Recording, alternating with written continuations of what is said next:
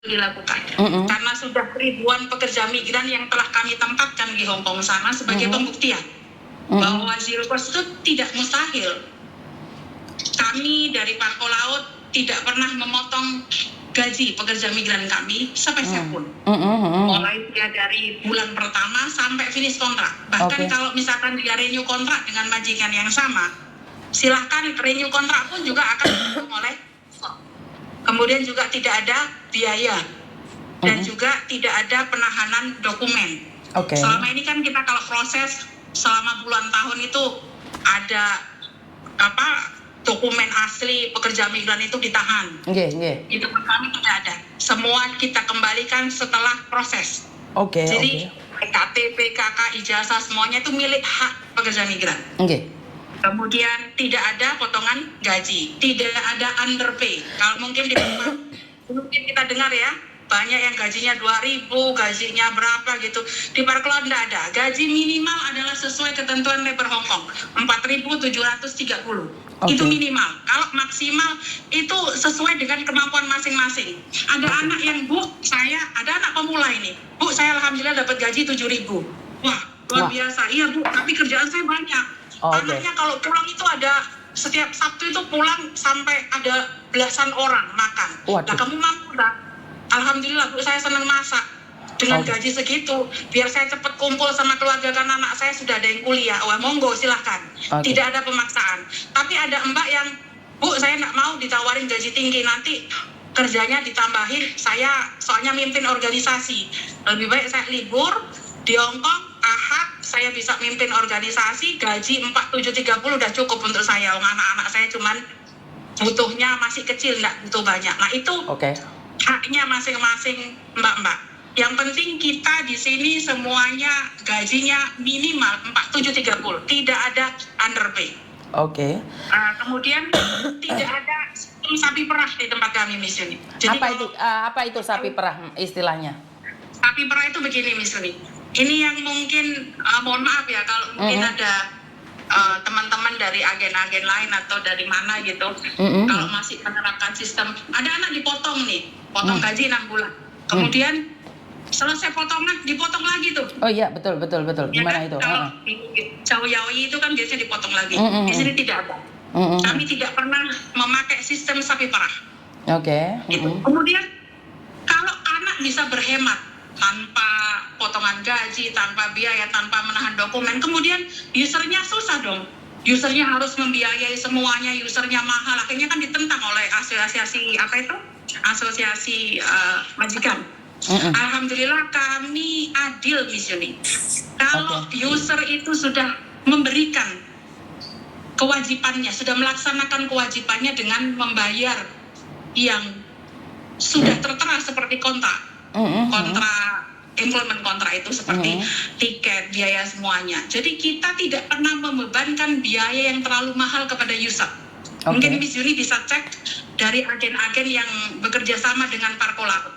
Mereka tidak pernah memberikan biaya tinggi. Kalau tadi Miss Yuni menyebutkan berapa nominalnya tadi, Miss? 16.000. Alhamdulillah, agen-agen yang bekerja sama dengan kami tidak ada yang sampai tinggi itu. Di bawah yang jenengan sampaikan. Itu tanpa anak itu membayar dan memotong gaji anak.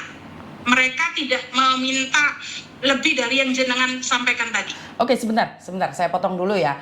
Jadi biar saya ini mengerti, karena saya pribadi sudah berbicara dengan Bu Lia, saya sudah mengerti, tapi kan publik tidak mengerti karena banyak yang menentang zero cost. Saya sendiri juga menentang ya. Kenapa? Setelah penentangan itu, kenapa orang itu harus dijelaskan, Bu Lia? Karena ada seseorang yang membenci tanpa mengetahui. Ini banyak. Dan orang-orang kita, banyak orang benci polisi, nggak dihukum sama polisi, nggak didenda sama polisi, nggak di Salantas itu lihat polisi dan dredeg. Apalagi di AW polisi, itu pikiran dan kebencian. Nah, kenapa saya ngomong sama Bu Lia bahwa saya orang pertama yang menentang zero cost?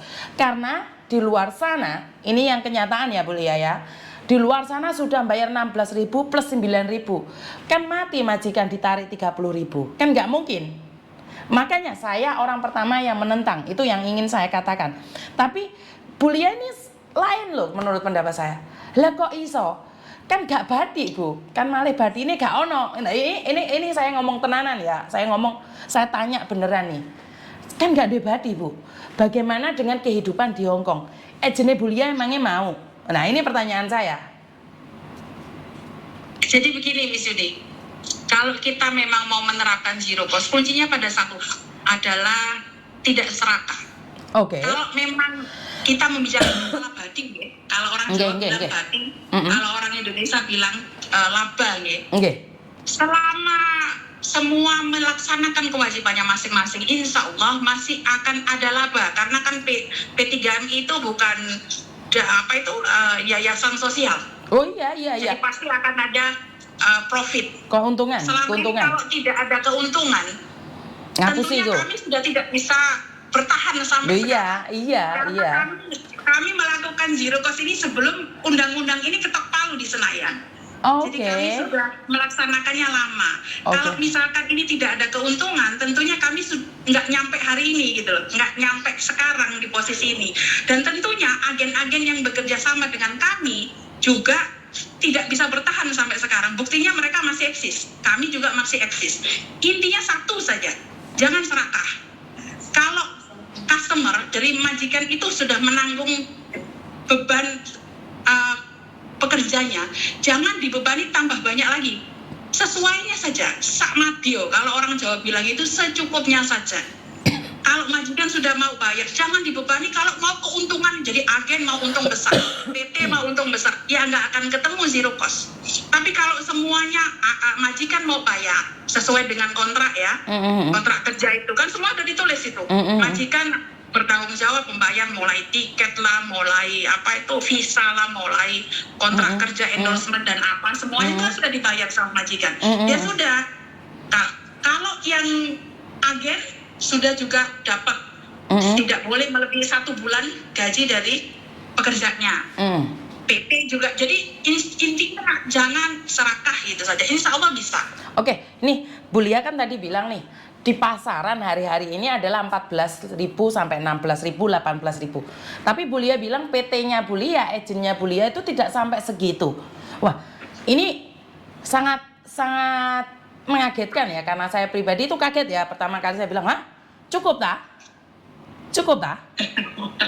Bener nggak? Ini pertanyaan saya loh. Waktu pertama kali itu ngomong sama Bu Lia, cukup tak? Dan Bu Lia bilang, kalau dibilang cukup ya cukup Miss, tapi kalau dibilang kurang ya kurang. Nah, ini kenapa Bu Lia punya ide zero cost Bu Lia? Kalau dipikir kan bodoh amat kan, Bu Lia nggak perlu susah-susah, apalagi ini banyak yang menentang loh. Termasuk saya loh yang menentang ini. Kenapa Bu Lia ambil resiko ini? Jadi sebenarnya ya, ini saya sendiri, saya mantan pekerja migran Miss Yuni. Saya mantan pekerja migran di Hong Kong dulu. Saya pernah merasakan yang namanya pahitnya potongan gaji.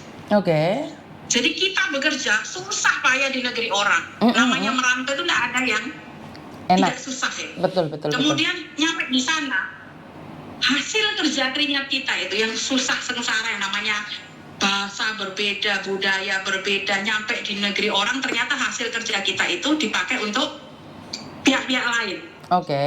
Rasanya sengsara sekali. Akhirnya ketika alhamdulillah Allah mempertemukan banyak orang-orang yang memang punya komitmen terhadap dunia penempatan pekerja migran. Dan alhamdulillah saya dipertemukan dengan agen-agen yang memang mereka bersedia untuk tidak terlalu, memang tidak mungkin tidak ada keuntungan. Kalau tidak ada keuntungan, tidak mungkin bisa eksis sampai sekarang. Tapi mereka tidak serakah. Intinya itu misalnya. Kami pun di PT mungkin kalau jenengan sudah melihat Parkolaut mungkin berbeda ya. Kami juga bukan di perusahaan yang maksudnya mewah secara fasilitas, tidak. Tapi kami akan berikan yang terbaik untuk para pekerja kami. Biarpun mungkin setiap orang beda-beda ya. Mungkin cukup bagi saya sekian sudah cukup, bagi orang lain mungkin belum cukup. Itu kembali kepada masing-masing orang di sini. Jadi ini sebelum saya menanyakan lebih banyak tentang detailnya, ini yang pertama adalah karena kegaduhan yang ada di Hong Kong dengan adanya zero cost. Tapi kenapa Parkolaut kok anteng-anteng aja? Itu sebenarnya yang membuat saya penasaran. Dan selanjutnya adalah bagaimana prosesnya Bu Lia? Ini saya dengar-dengar kalau masuk parkol laut itu lebih susah Bu lah, dan prosesnya itu berbelit-belit. Kalau saya ikut PT itu kan semua diproses oleh PT lah.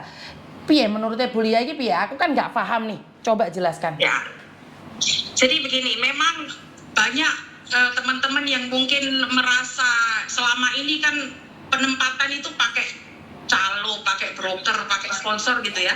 Betul. Jadi semua nanti dokumen di handle oleh para calo atau PL, petugas lapangan yang akan mengenalkan CPMI ini kepada PT.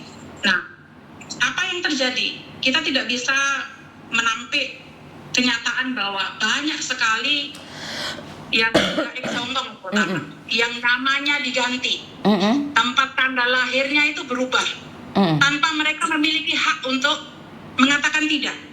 Oke. Nah, di PT Parkolo tidak ada seperti itu, Miss Yuni. Jadi anak-anak bukan menjadi objek penempatan, tapi menjadi subjek. Jadi mereka berdaya, mereka memahami setiap langkah demi langkah, step by stepnya proses yang resmi itu seperti apa, yang legal itu seperti apa. Memang susah. Kalau kita mau ilegal gampang, tinggal punya tiket, tinggal punya paspor, sudah selesai perkara, ya kan? Betul. Tetapi perlindungan negara, baik negara Indonesia maupun negara penempatan tidak akan ada hadir ketika ada apa-apa. Kalau kita proses di parkol laut, karena kita akan memberikan pembekalan yang cukup. Satu, masalah dokumen. Mohon maaf di parkol laut, kalau usia belum 21 tahun, mohon maaf kan pasti akan menolak. Oke. Biarpun memenuhi, saya sudah ada majikan saya kakak sendiri. Mohon maaf, ditunggu dulu nggih sampai 21 tahun. Dan KTP, KK, ijazah, semua surat-surat yang resmi itu tidak boleh ada, bukan kami yang mengerjakan. Kalau di tempat lain kan bisa anak-anak itu taunya beres gitu kan. Kalau kami enggak. Itu jadi CPMI benar-benar berdaya untuk menentukan, oh aku ternyata harus ke Dispenduk Capil ya, kalau misalkan antara KK dan KTP ku ini ada yang berbeda, nama dan tempat tanggal lahir. Jadi itu kita memberikan edukasi kepada mereka, biar mereka menjadi CPMI yang juga cerdas dan berdaya untuk menentukan nasibnya. Karena mereka ketika bekerja di luar negeri, mereka juga akan berdaya untuk memperjuangkan hak-haknya. Oke, artinya adalah Bu Lia ini ingin mendidik pada masyarakat umum khususnya untuk belajar mandiri, melakukan sesuatu dengan sendiri, jangan mengharapkan orang lain. Karena masyarakat kita itu lebih biasa dengan calo ya Bu Lia ya. Bisa dibilang seperti itu ya. Jadi ada apa-apa itu mau ruwet lah, bayar nambahi 200 lah, males lah, 500 lah. Seperti itu kan? Mental kita seperti itu kan? Dan di sini Bu Lia mencoba untuk memberitahu semua teman-teman, ojo saenakmu dewe, jangan pasrahkan apapun pada orang lain, karena saat kamu memasrahkan apapun pada orang lain, maka hidupmu dikontrol oleh orang-orang tersebut. Benar nggak? Ya, betul sekali. Karena kita lihat ya, teman-teman yang ex-Hongkong itu kebanyakan pada saat mereka terbang, mereka baru tahu, loh kok namaku berbeda. Saya namanya Siti A misalkan contoh, kok namaku jadi begini, loh kok umurku begini, karena mereka tidak terlibat langsung.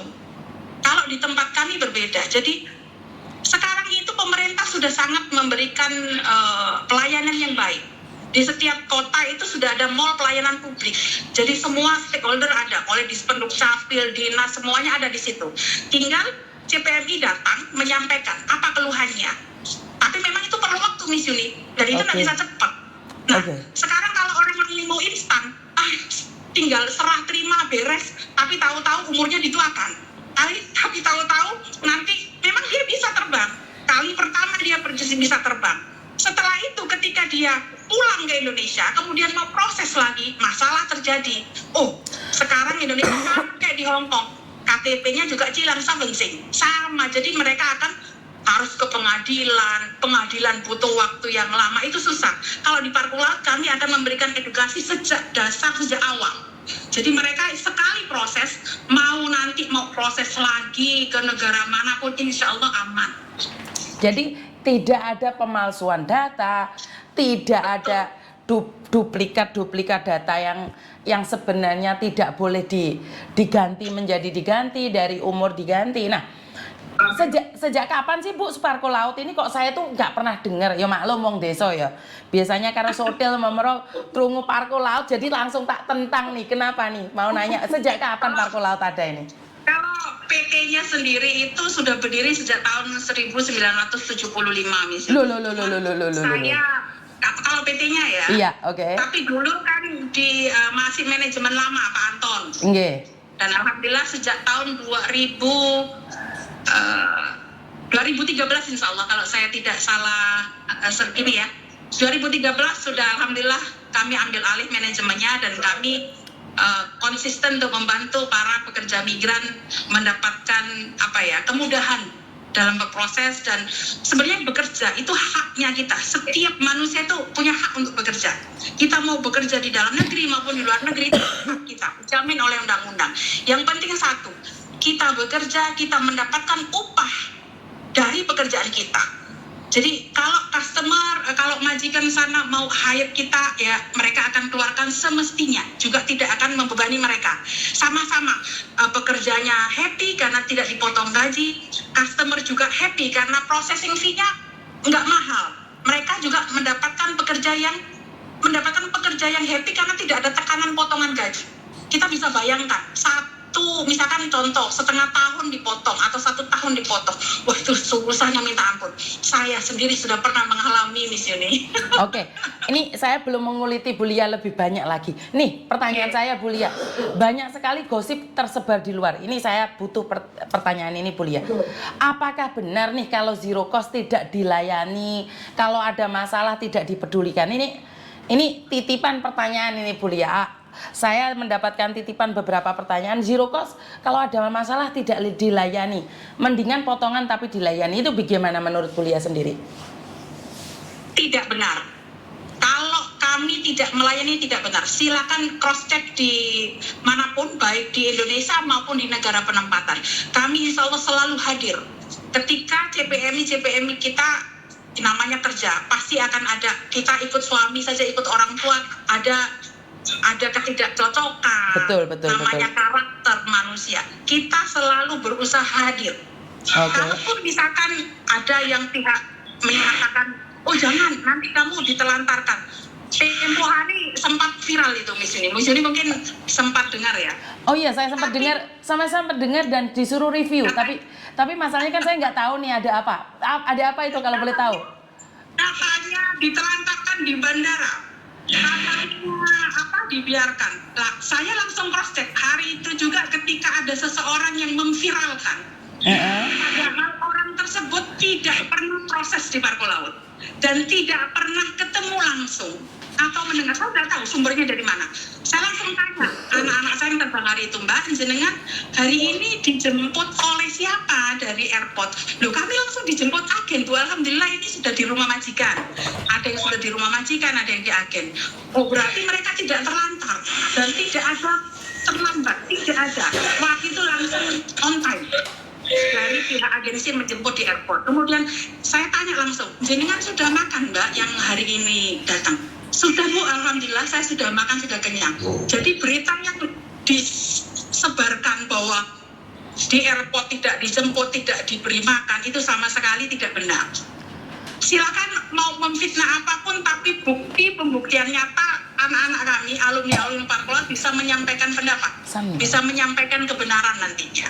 Oke, jadi artinya akhir-akhir ini nih Parko Laut mungkin bisa jadikan gorengan ya maklum Bu, jangankan sampai aku digoreng, digodok, disate, disondok, alah bos ya apa nih aku serang ngerti. Aku dhewe iki gak ngerti loh Bu, saya sendiri tuh siapa, aku dhewe ora ngerti kadang-kadang yo nggih dasteran ngene kok ya disondok, dilolokne, difitnah aduh dan ngeluh ndasku. Apalagi Bu Lia. Karena sekali lagi di luar sana nggak mungkin kan sebuah perusahaan tidak mengambil keuntungan. Aku yo mikir, iya sih Kak, mungkin juga. Karena saya mantan pekerja agent, jadi saya tahu. Berarti adalah ambil keuntungan, tapi tidak sebesar yang lainnya. Seperti itu, bisa dikatakan seperti itu. Jadi Tidak ada dalam dunia ini wong kerja gak digaji, itu kan mungkin, itu jauh dari kata mungkin. Jadi cuman nih Bu, saya mau nanya, prosesnya seperti apa nih? Aku ngelihat ono cowok ganteng iki aku rodok-rodok ndredeg Bu. Tak takokno cowok ganteng dikit ya Bu ya. Jadi ojo. Jadi gimana sih prosesnya? Mas jenengmu di sini siapa Mas? Oke Mbak. Oke. Nama saya Turhan. Nah, ini kebetulan pakai HP istri saya. Oke. Istri saya Siti Lestari. Gimana ini Mas? Ceritakan. Kenapa sampean tertarik sama Parko Laut? Sebenarnya untuk tertarik itu saya belum mengenal Parko Laut waktu itu. Saya dapat job di sini ini dari istri saya. Oke. Nah, dari istri saya mengajukan beberapa agen waktu itu ke majikan. Nah, dari majikan akhirnya memilih agen Sinerjaya. Oke. Yang di Hongkong. Dari agen Sinerjaya menghubungi Parko Laut untuk kelanjutannya. Jadi saya dihubungi langsung dari istri saya untuk ke Parko Laut. Nah, di situ kebetulan alamat saya Sidoarjo, dekat dengan kantor pusat. Nah, disitulah jadi pilihan waktu itu. Dan kebetulan sekali dan sangat beruntungnya saya bisa gabung dengan Parko Laut. Memang prosesnya ya, meskipun saya bisa terhitung kan calling visa, saya sudah punya majikan. Nah, tapi di situ tetap saya harus belajar bahasa untuk kerja yang sesuai di sini. Setelah belajar bahasa beberapa bulan, kemudian tinggal nunggu proses selanjutnya, proses visa, dan itu bisa waktu itu saya tunggu di rumah. Kemudian setelah OPP persiapan, saya terbang ke sini. Posisimu sekarang ada di mana nih Mas? Saigung. Di Saigung sudah bekerja, sudah ada di Hong Kong? Sudah di Hong Kong. Nih pertanyaannya nih, sebelum kan sama sudah ada majikan, proses buat paspor itu datang sendiri, buat sendiri, bagaimana? Liku-liku sebelum deal masuk Parko Laut kan pasti ada prosesnya seperti apa Bu Lia? Di Dukcapil apa itu aku nggak paham, pokoknya wangel gini. Proses ID gimana Mas? Gimana? Ini kebetulan saya mandiri waktu itu. Jadi untuk prosesnya saya untuk surat-suratnya saya lengkapi dulu. Waktu itu saya kan baru menikah dengan istri saya. Kebetulan waktu itu untuk kakak belum jadi satu. Jadi saya proses sendiri dulu. Setelah semuanya lengkap sesuai dari akte lahir, ijazah, kakak, KTP, semuanya sudah sesuai, baru saya proses ke Parko. Setelah diproses di Parko, setelah pembelajaran itu ada UJK. Setelah saya ujian, kemudian Rekom ID di Dukcapil di Snaker Sidoarjo, saya berangkat sendiri waktu itu. Jadi sampean berangkat sendiri, tapi Parko Laut mengarahkan atau membiarkan nih? Mengarahkan, saya dapat arahan. Tapi untuk yang kota-kota lain selain Sidoarjo, biasanya diantar. Kebetulan saya tinggal di Sidoarjo juga, saya sudah paham wilayah lingkungan saya sendiri. Jadi di Sidoarjo pun koneksi Parko Laut dengan pihaknya juga baik. Jadi saya waktu itu malah ditanya, loh, Masnya ini ngantar apa calon PMI? Saya enggak ngantar, saya calon PMI-nya. Loh, kok berangkat sendiri?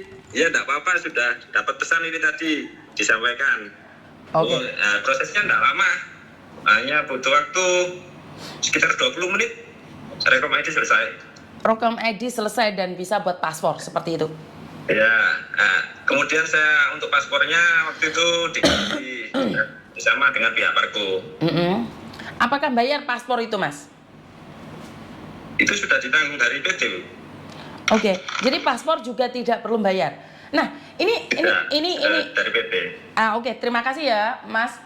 Mas saya tak celuk Mas tapi tulisannya Mbak Sri Lestari ngelundas gue Mas. Aduh, nyele aku. HP istri saya agak error soalnya. Nggak apa-apa. Salam buat istrimu aja. Yang penting kamu nggak error ya di situ ya. Terima kasih. Tiap hari nonton saya. Tiap hari nonton.